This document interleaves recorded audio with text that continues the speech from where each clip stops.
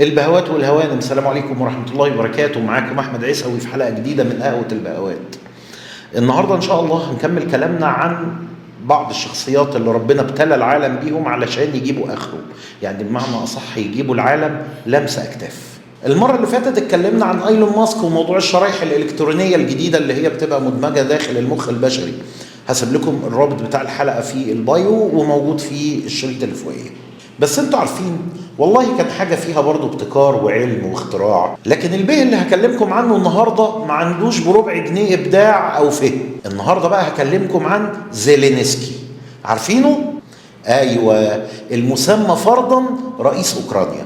أنا شخصيا ما شفتش حد قبل كده اتغاب على شعبه وعلى العالم كله ودخلنا في أزمة عالمية يا عالم هنطلع منها إمتى وإزاي.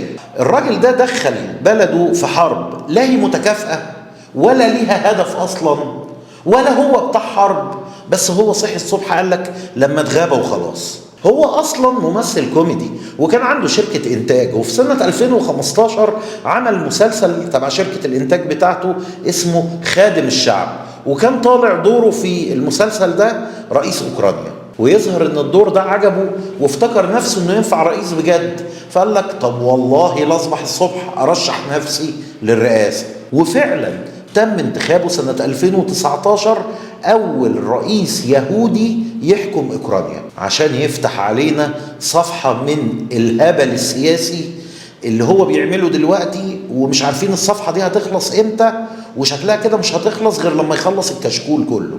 مبدئيا كده البرنس ده أول ما مسك الرئاسة راح جايب كل أصحابه اللي كانوا شغالين معاه في شركة الإنتاج وحطهم مديرين للإدارات الرئاسية، وبعدين راح جايب واحد قعده بورقة جنبه وقال له بص بقى اكتب عندك أنا عايز أغير وزير الداخلية، وعايز أغير وزير الدفاع، وعايز أغير المدعي العام، وعايز أغير رئيس جهاز الأمن. ولولا البرلمان الأوكراني الله يستره رفض. أم هو عندنا في البرلمان أقل 20 من حكام مقاطعات أوكرانيا اللي هم أصلا عددهم 24، وجاب 20 من معارفه قعدهم مكانهم. نيجي بقى للبلوة الكبيرة، ما تعرفش مين اللي ضحك عليه أو مين دخل في دماغه ما تيجي يا واد يا رئيس أوكرانيا تدخل حلف الناتو. وكلمة الناتو أصلا NATO North Atlantic Treaty Organization، يعني حلف شمال الأطلنطي. طب بصوا كده معايا على الخريطة، وزي ما حضراتكم شايفين أوكرانيا لا هي في الشمال ولا بتبص على المحيط الأطلنطي أصلا. طب يا حبيبي ايه اللي هيدخلك فيه؟ انت مالك؟ يعني مثلا كده تخيل ان انا ساكن في المانيال ودخلت في جروب الواتساب بتاع سكان كومباوند في الرحاب. طب حد يسألني طب ايه المشكلة يعني انه يدخل في حلف الناتو؟ يعني ايه اللي يزعل روسيا في كده؟ ما يعمل اللي يعمله. طبعا اقول لك لا، ده روسيا ليها دخل ونص ونص. دخول أوكرانيا حلف الناتو معناه إنها بتتيح أرضها لوجود قوات من الحلف وقواعد عسكرية أمريكية وتبع حلف الناتو على أرضه. يعني فجأة كده روسيا اللي هي لازقة في أوكرانيا تصحى الصبح تلاقي قواعد أمريكية ولا قواعد عسكرية تبع حلف الناتو موجودة على الحدود معاها. يعني مثلا أنت متخانق مع جارك وفجأة نمت وصحيت الصبح لقيت جارك جايب لك ولاد عمه قاعدين قدام الباب عندك.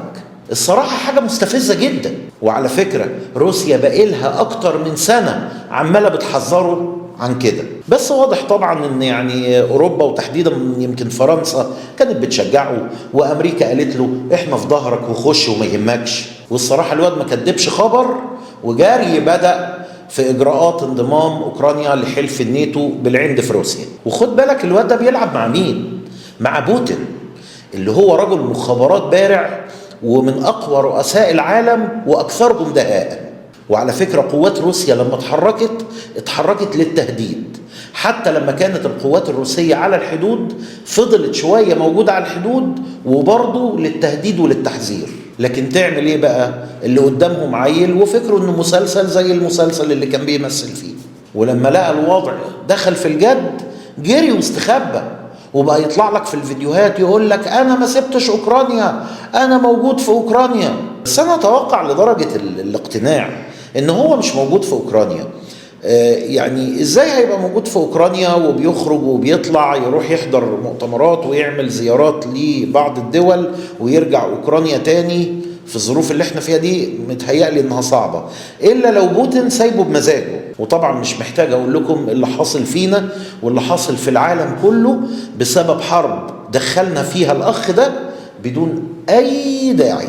ازمة غاز، ازمة غذاء، ازمة عملات مالية، أزمة قمح. وطبعا احنا في مصر أسعار اللحمة والفراخ ارتفعت بشكل كبير، لأن الأعلاف بتاعتها كنا بنستورد جزء لا بأس به من أعلافنا، كنا بنستورده من أوكرانيا.